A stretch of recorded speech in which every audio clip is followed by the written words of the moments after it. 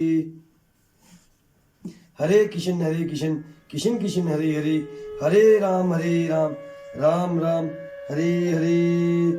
ओम नमः शिवाय। जय श्री राम जी की जय हो। ओम हरि विष्णु नारायण नमः, ओम नमः नारायणाय, ओम नमः भगवत वासुदेवाय।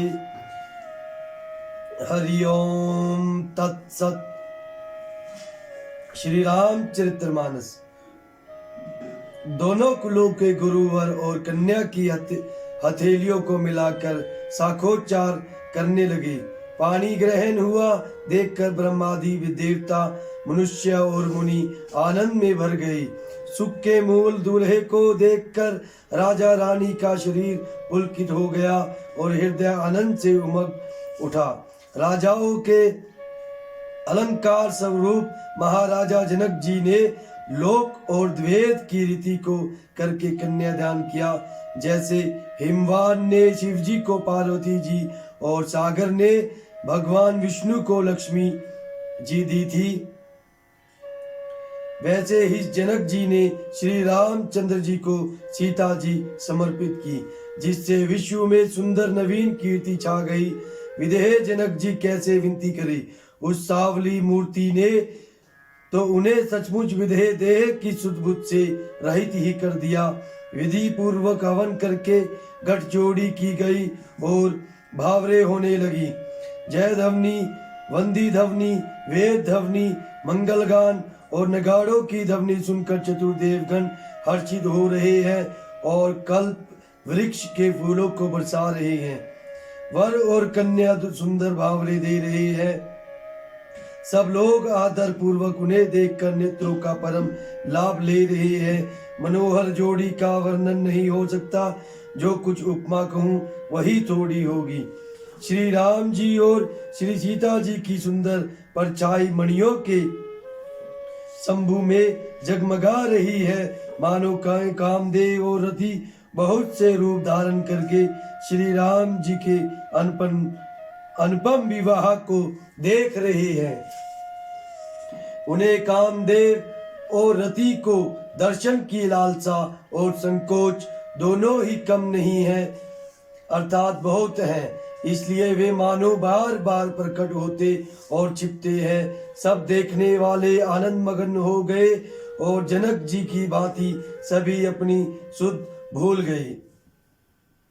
मुनियों ने आदर पूर्वक आनंद पूर्वक भावरे फिराई और नेक सहित सब रीतियों को पूरा किया। श्री राम चंद्र जी सीता जी के सिर में सिंदूर दे रहे हैं। यह शोभा किसी प्रकार भी कही नहीं जाती, मानो कमल को लाल पराग से अच्छी तरह भरकर अमृत के लोभ से साफ चंद्रमा को भूषित कर रहा है। यहाँ श्री राम के हाथ को कमल की सिंदूर को पराग की श्री राम की श्याम भुजाओं को सांप की और सीता जी के मुख को चंद्रमा की उपमा दी गई है। फिर वशिष्ठ जी ने आज्ञा दी, तब दूल्हा और दुल्हन एक आसन पर बैठी। श्री राम जी और जनक जी जानकी जी श्रेष्ठ आसन पर बैठे। उन्हें देखकर दशरथ जी मन में बहुत आनंदित हुए। अपनी सुकृत रूपी कल्प वृक्ष में नए फल आए देखकर उनका शरीर बार बार पुलकित हो रहा है। 14 भुवनों में उत्साह भर गया। सबने कहा कि श्री रामचंद्र जी का विवाह हो गया। जीव एक है और यह मंगल महान है, फिर भला यह वह वर्णन करके किस प्रकार समाप्त किया जा सकता है। तब वशिष्ठ जी की आज्ञा पाकर जनक जी ने विवाह का सामान सजाकर मांडवी जी, श्रुतकीर्ति जी और उर्मिला जी इन तीनों राजकुमारियों को बुला लिया। कुशध्वज की बड़ी कन्या मांडवी जी को, जो गुणशील, सुख और शोभा की रूप ही थी, राजा जनक ने प्रेम पूर्वक सब रीतियां करके भरत जी को ब्याह दिया। जानकी जी की छोटी बहन उर्मिला जी को सब सुंदरियों में शिरोमणि जानकर उस कन्या को सब प्रकार से सम्मान करके लक्ष्मण जी को ब्याह दिया और जिनका नाम श्रुतकीर्ति है और जो सुंदर नेत्रों वाली, सुंदर मुख वाली, सब गुणों की खान और रूप तथा शील में उजागर है, उनको राजा ने शत्रुघ्न को ब्याह दिया। दुल्हे और दुल्हन इन्हें परस्पर अपने अपने अनुरूप जोड़ी को देखकर सुकुचाते हुए हृदय में हर्षित हो रही है। सब लोग प्रसन्न होकर उनकी सुंदरता की सराहना करते हैं और देवगण फूल बरसा रहे हैं और सुंदरी दुल्हने सुंदर दुल्हों को के साथ एक ही मंडप में ऐसी शोभा पा रही हैं मानो जीव के हृदय में चारों अवस्थाएं जागृत, स्वप्न, सुसुप्ति और तुरई अपने चारों स्वामियों विष्णु तेज से प्राग और ब्रह्मा सहित विराजमान हूँ।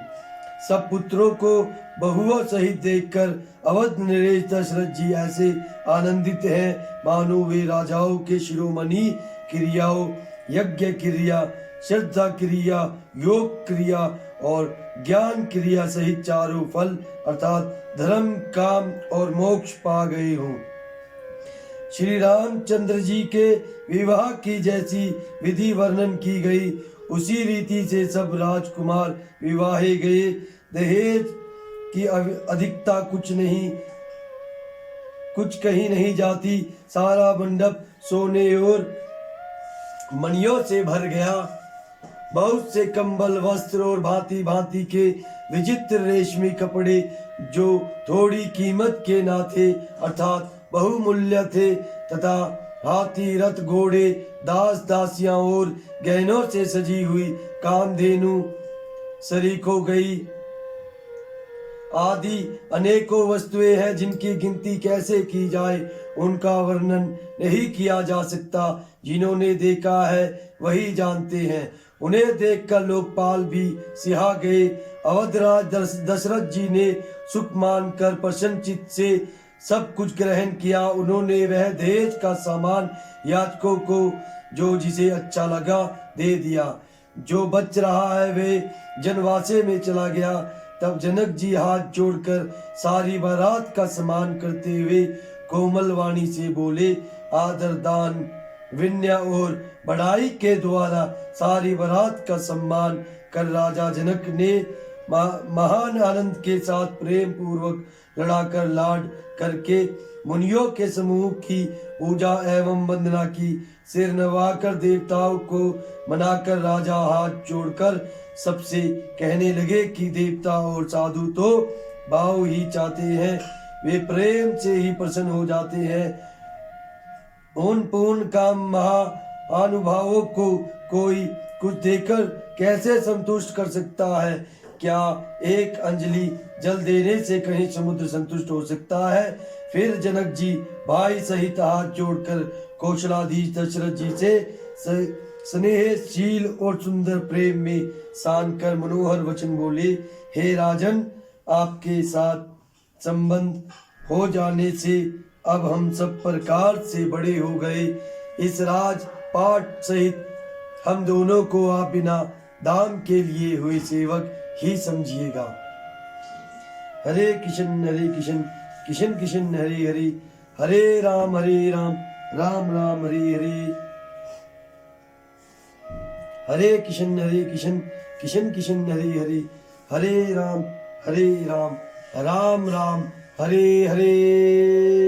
जय श्री राम जी की जय हो। ओम हरि विष्णु नारायण नमः, ओम नमः नारायणाय, ओम नमः भागवत वासुदेवाय। जय ओम श्री कृष्णाय नमः, ओम हरि कृष्णाय नमः। हरे कृष्ण कृष्ण कृष्ण हरे हरे, हरे राम राम राम हरे हरे, हरे कृष्ण